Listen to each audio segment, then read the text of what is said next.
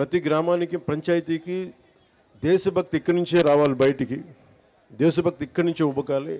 ఏం చేద్దామంటే ఆ చర్చలో ఒకటే వచ్చింది, ముందు మన జాతీయ జెండాకి గుండెల నిండుగా శాల్యూట్ కొట్టే పండగ ఇది, మన త్యాగాలను గుర్తుపెట్టుకునే పండుగ ఇది. దీనికి ఎలా పెంచాలని ఆలోచించినప్పుడు మేమందరం నిర్ణయం తీసుకొని 100 రూపాయలని 10,000 రూపాయలు, 250 రూపాయలని 25,000 రూపాయలు చేసాం. ఇప్పుడు దాకా ఎవరు చెయ్యడానికి ఆలోచన రాలా. ఉన్న నిధుల్ని సంయుక్త గారు సర్పంచ్గా ఛార్జీ తీసుకున్న వెంటనే పనులు చేయిద్దాం, అందరూ గ్రామస్తులందరూ గెలిపించారని చూస్తే నిధులు వచ్చినాయి, నిధులు వెంటనే వెళ్ళిపోయినాయి అని చెప్పారు. సర్పంచ్లందరితో మాట్లాడారు.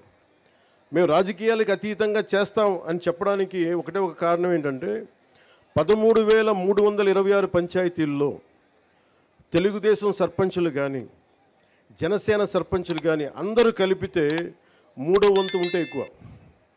70% అందరూ వైసీపీ తరఫున పోటీ చేసిన సర్పంచ్లే. అయినా కానీ వాటిని దాటి అన్ని పంచాయతీలకి 10,000 రూపాయలు 25,000 రూపాయలు పంచాం. ఇది మా చిత్తశుద్ధి గ్రామాల వైపు, అంతేగాని ఎవరు దాన్ని అసారథ్యం వహిస్తున్నారు కాదు. మన గ్రామాలకి ఏం కావాలి అని ఆ చిత్తశుద్ధిని చూపించడానికి గ్రామ సభ చాలా కీలకం మనకి. ఇది మన ఆంధ్రప్రదేశ్, మన భారతదేశంలోనే పంచాయతీరాజ్ వ్యవస్థని ప్రవేశపెట్టిన 2వ రాష్ట్రం అంది, రాజస్థాన్ తర్వాత. అంటే మనం అంత పంచాయతీరాజ్ వ్యవస్థని అంత ముందుండి తీసుకున్నాం మనం.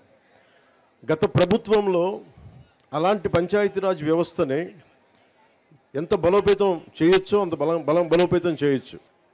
గత ప్రభుత్వం 41,000 కోట్ల రూపాయలు జాతీయ ఉపాధి హామీ పథకం కింద ఖర్చు పెట్టామని చెప్పి కేవలం 15,000 కోట్లు మాత్రమే ఖర్చు పెట్టిన, అంటే కనిపిస్తున్నాయి రోడ్ల మీద మనకి ఖర్చుగా.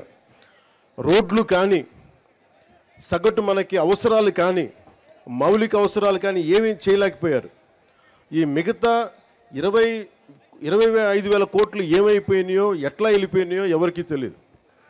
అంటే నిజంగా ఒక పని జరగాలి అంటే గ్రామ సభ తీర్మానం చేయాలి.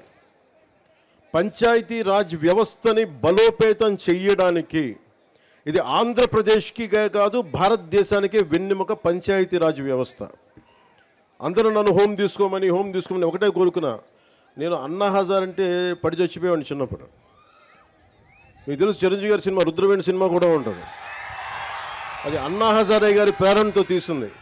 అంటే ఒక సర్పంచ్ ఎంత బలవంతుడంటే ఎక్కడో మిలిటరీలో పనిచేసి రేలేగావ్ సిద్ధి, మహారాష్ట్రలో రేలేగావ్ సిద్ధి అనే గ్రామానికి వచ్చి అక్కడున్న పరిస్థితులు చూసి అందరూ మద్యానికి బానిసై అన్ని మనకి కనీసం నీటి సౌకర్యాలు పొలాలు ఎండిపోతూ ఉంటే గ్రామానికి అభివృద్ధి నోచుకోపోతుంటే ఆయన ముందుకొచ్చి ఆయన సర్పంచ్గా అయ్యి ఆయన ప్రారంభించింది వాళ్ళ రేలేగావ్ సిద్ధిగే కాదు, మొత్తం దేశాన్నే కదిలించాడు. ఒక సర్పంచ్ కదిలించాడు.